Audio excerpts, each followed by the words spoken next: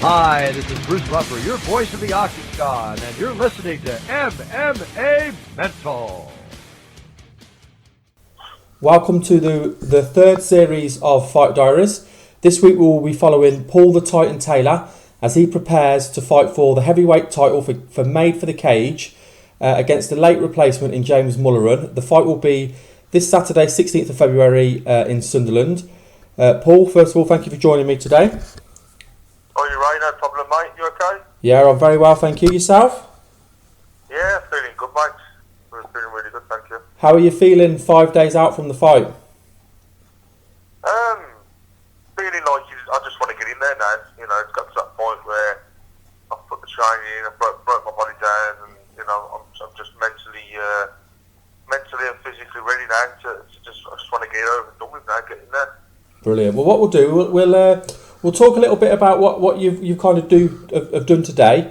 Obviously, like I said, we're 5 days out from the fight, and we'll just go through what your daily routine has been so close to your fight, and then we'll track you each day throughout the week. So, do you want to just talk us through the start of your day? Roughly, what time do you get up? What do you eat for breakfast? And then what kind of what do you do in the mornings? Are you still training? That kind of stuff. Well, today I've had to travel from Birmingham up to Wigan, and then so as soon as I get here around about 9:30, so I set off about 7:15. Get here at about 9:30, 9:45. I get changed straight away, then start training. Basically, I eat on the way there on the train, so I get some. This morning I had some porridge oats and some apricots, actually, some dried apricots, just to give me some little bit of energy and that, and just get loads of water down, mate, ready for the session. And so I get here for about 9:45, 10 o'clock, and then we're ready to start. That's it, really. And what kind of training would you have done today, being so close to the fight and obviously not wanting to risk any injuries? To be honest, mate, we Shark Tank, mate. We're still doing Shark Tanks now. We'll do another one tomorrow.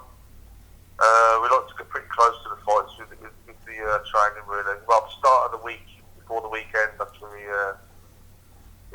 hit it. I'd say Wednesday, stretch off, and that'll be the last sort of killer day, and then I'll have Thursday, Friday, Saturday just to totally chill out. So it'll be Wednesday, my last day, really. Really hard. Just to give people an idea, what is the Shark Tank? Just for people that don't know what that is. Shark Tank. I mean, it's a new. Sorry, mate, my head's come back. It's basically a new person each round comes in and does a round sparring with you.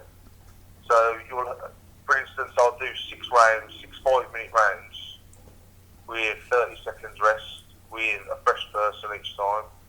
But this morning was doing that to make it even more intense. Doing 3-minute rounds this morning, but with no rest.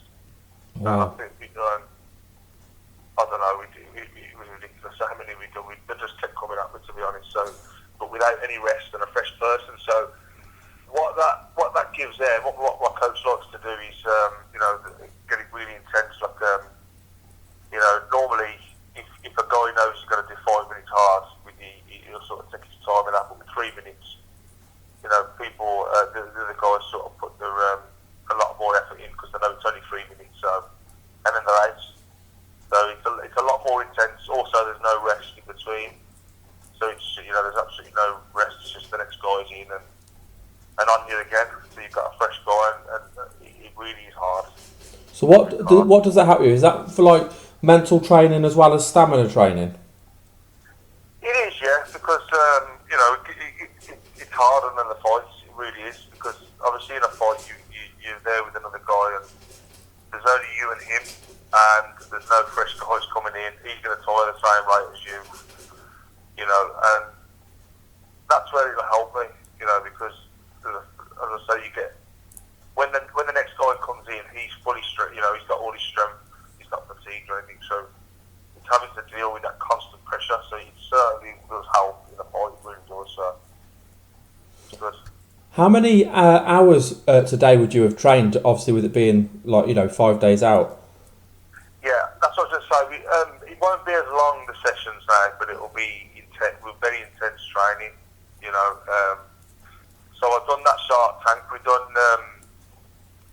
I know we've done 30 something minutes. That's all I know. It was just constant. The whole team was just waiting on stuff more. We've got a great team here. But normally, now at this stage, we won't do the conditioning beforehand. It'll be just a nice warm up for the Shark Tank, getting you ready for your fight. That's how our coach does it. You see, gets you mentally ready. For feeling good for your Shark Tank, and then you build it up there. But so it's not going to be 2 or 3 hours training like normally. It's like the Shark Tank, and then I got out the cage onto the mats, and we just done some again loads of rounds of ground and pounding mounts and in the garden and that sort of stuff. Then I finished off with sparring in like a big open space for the just to get that sort of spatial awareness of the big cage, because our cage is a bit smaller here. So we spar in a big open mat area. I think I've done 4 or 5 minute rounds there to finish off with, and that was me done really. So it was the fights really. It was just fight. That's what it'll be now for the next 2 days. And how many sessions did you do? One session or more than one session today? It will be one day, because I want to sort of. I might do a little bit of cardio actually. After the gym shorts, I like to go in and just plod along on the treadmill really, just for fat burning as well, because the lighter I go in, the sharper I feel. So I don't really want to push it too much now. So really, I want to really, keep my body repairing as much as I can really. So I won't. If I did do another session tonight, it'll just be on the treadmill, just plodding along and just getting ready for tomorrow morning for another one. And I know you said you were in Wigan. Is that correct? Yeah. Will you be in Wigan now for the rest of the week? Sorry, can I just correct that there? I can't say Wigan to the lads here. They get the backs up. I'm actually in Leigh, which is about 10 miles. Yeah. Right, I think 7 miles from Wigan, and it's at a gym called Powerbeck. That's where we're actually based. Just correct. Sorry, mate. Carry on. No, that's all right. And will you be in Leigh for the rest of the week? No, I'll be going home after my Wednesday session. I'll go home there till Wednesday, Thursday, Friday morning. I'll be home then till Friday morning. Then I'll get my plane then into Newcastle. So ready for the fight. And is there any mental preparation you've done today? I've spoken to different people, and some people visualise, some people like to meditate. Is there anything you like to do for your fight? To be honest with you, Ray, it all comes together in the gym. Any fighter will tell you, towards the end of your camp, you should be feeling sort of invincible, without going over the top and thinking you can beat everyone, but you got to feel invincible, and that, that you put the work in, you should have confidence that it's all there. And I think that's where the fight, the confidence comes from, is in your camp. If you've got a rubbish training camp where you've been injured and you haven't put as much effort in as you should have done, then it will show in the fight, But if you've done everything and you know that you can push yourself as hard as you want in there, and you won't tire, or that's where that confidence comes from. It's actually fights, in the camp. So. Okay, brilliant. It's been a real pleasure, as always, to speak with you, Paul. We'll be back again tomorrow to continue the countdown. Okay, Paul, thank you for the chat. No problem at all, right? Thank you very much, mate.